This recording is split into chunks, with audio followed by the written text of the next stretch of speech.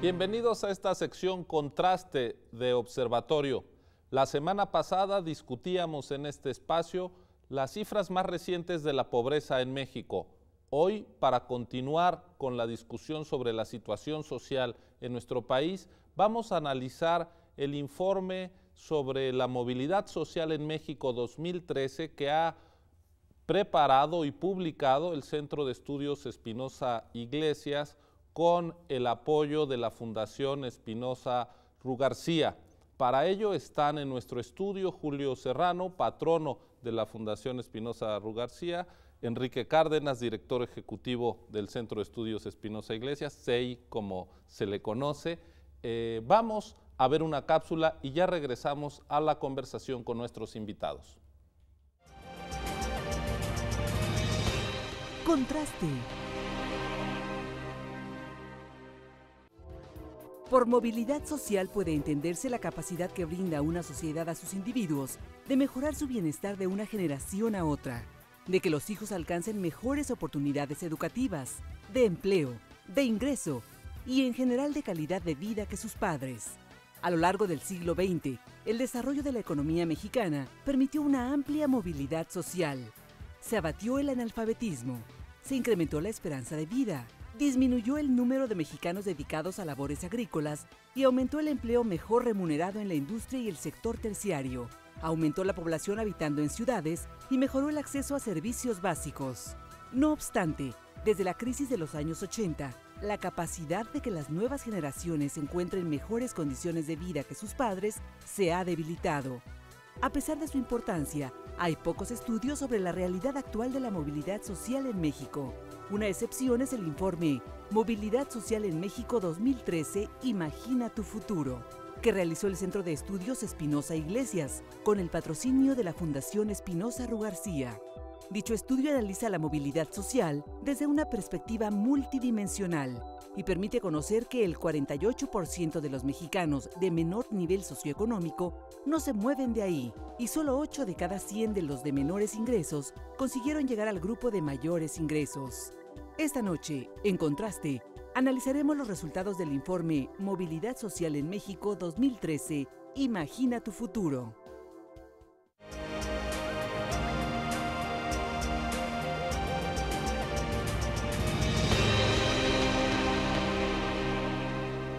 Enrique, Julio, de nuevo, muchas gracias por atender esta invitación de TV UNAM para discutir el informe sobre movilidad social en México 2013, Imagina tu futuro. Yo quisiera que entráramos un poco acotando el terreno de nuestra conversación, que pudiéramos entender la pertinencia de este trabajo que han hecho, que han impulsado, y también su contenido, que se entiende desde la perspectiva del informe por movilidad social. Julio. Bueno, antes que nada, gracias por la invitación, Ciro. Movilidad social es un tema poco tratado en México.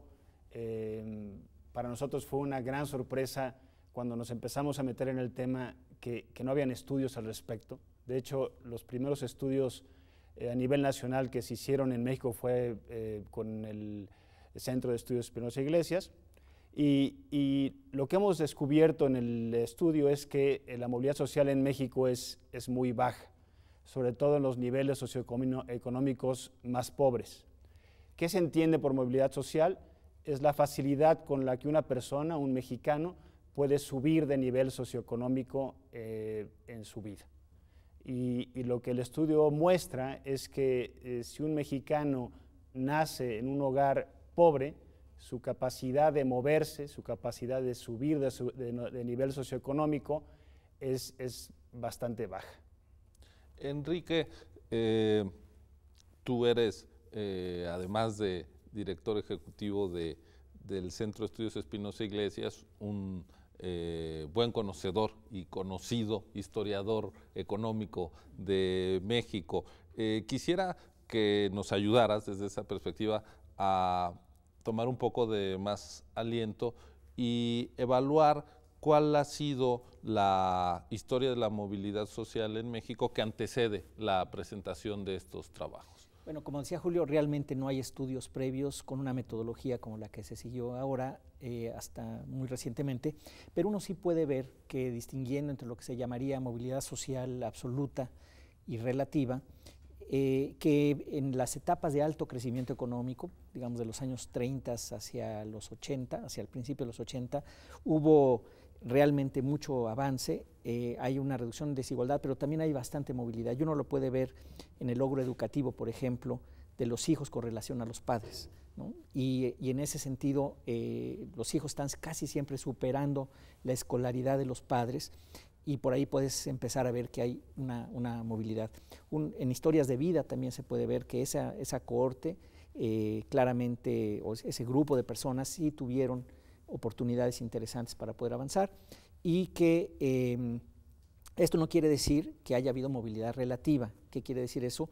Que los que están, digamos, que los que están en un primer quintil de la población, el 20% más pobre, haya habido mucha movilidad de ellos hacia desplazar, digamos, a otros, ¿no? Que haya permeabilidad, y sin embargo sí hay movilidad absoluta, y eso se ve bastante claro. O sea, por movilidad absoluta podríamos entender, para decirlo en muy breve, la mejoría, digamos, del conjunto de la sociedad en términos de sus condiciones de vida. La relativa es el reacomodo adentro de la sociedad de la posición que ocupan los distintos individuos, ¿no? Correcto, ¿no? Sí, digo, cuando hay crecimiento económico, la marea sube por lo general, para la mayoría de los mexicanos.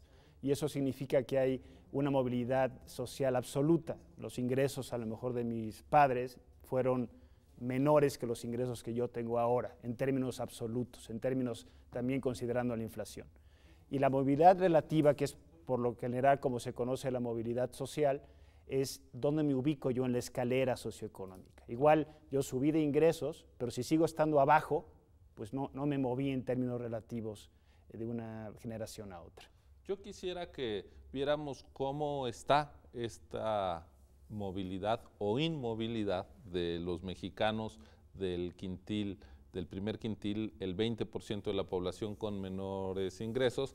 Le pido a nuestros compañeros de producción si nos ayudan con una gráfica para mostrar al público que nos está viendo en su casa, una de las gráficas que contiene el informe que estamos comentando, que es precisamente cuál es la movilidad entre los distintos países. Yo les pediría, Enrique, si nos ayudan, Julio, a explicar esto que está viendo la gente en su pantalla.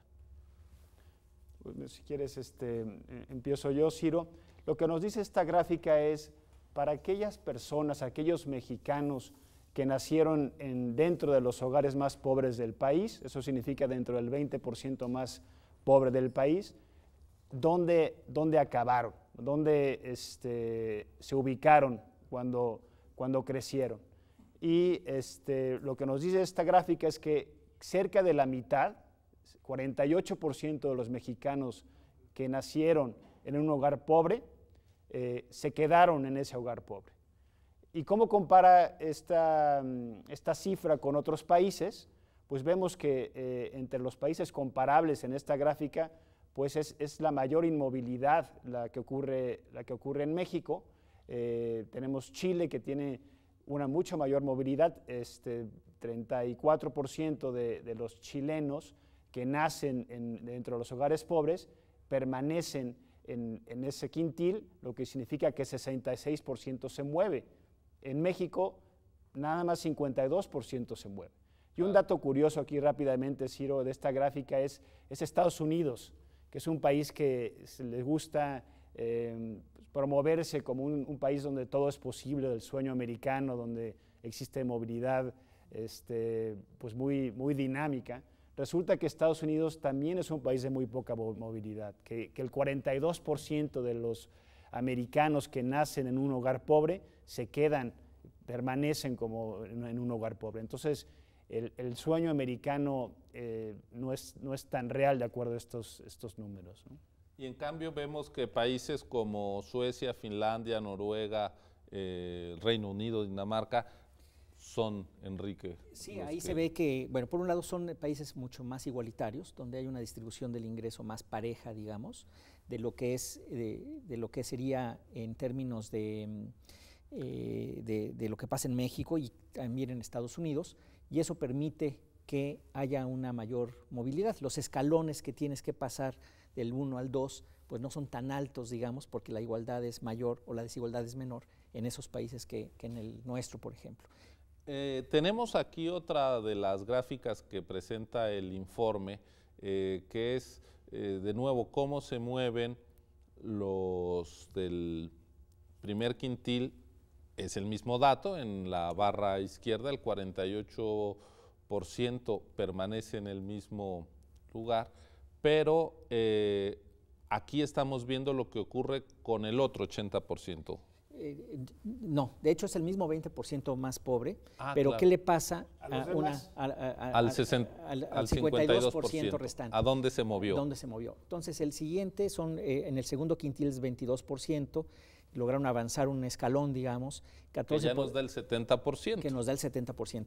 Aquí hay que decir que entre el primero y el segundo, en términos de ingreso y de bienestar, no hay demasiada diferencia. Entonces, lo que es dramático de esta gráfica, me parece, es que prácticamente el 70% de quienes nacen en un hogar muy pobre van a quedarse ahí. 7 de cada 10 mexicanos que nacen pobres seguirán pobres cuando sean adultos o una generación después. Sí, mira, aquí lo dramático, y sobre todo por el programa de la semana pasada que tuvieron, Ciro, es que una cosa es el combate a la pobreza como un término, digamos, absoluto, pero aquí el tema es que son las mismas personas. Eso es lo dramático. Estás hablando de las mismas personas, no de la pobreza en abstracto, de las mismas personas. Y eso es lo que hace muy le quita la esperanza a la gente, y eso tiene repercusiones sociales pues muy severas, y por eso es importante este tipo de análisis, porque estás viendo a la misma gente estar donde se quedó una generación atrás, y seguramente 1, 2, 3 y 4 atrás. Entonces eso es lo dramático de estos números. Casi también. Una sociedad estamental con unas capas que es muy difícil traspasar, porque veíamos que de los que nacen en la quinta parte de menores ingresos, el viaje hasta el otro lado solo llegan 4. Así es. Eso es bueno, increíble, ¿no? Solo 4 de cada 100 mexicanos logran dar el salto de nacer en un hogar pobre y ubicarse dentro de los hogares más ricos del país. Entonces, aquí si lo comparas con los hogares ricos, con alguien que nace en un hogar rico, las posibilidades de que un mexicano se ubique en un hogar rico son 13 veces mayores de alguien que nace en un hogar rico, que empieza en un hogar rico, de que alguien que empieza en un hogar pobre. Estamos viendo que hay un sello de cuna del que es muy difícil escapar en nuestra sociedad. Les pido que hagamos una pausa y regresemos a ver el otro extremo, cómo se mueven, si es que se mueven los que nacieron ricos. Esto es Observatorio, ya lo ve, estamos conversando sobre la movilidad social en México con Enrique Cárdenas y Julio Serrano. Continúe con nosotros, volvemos en unos segundos.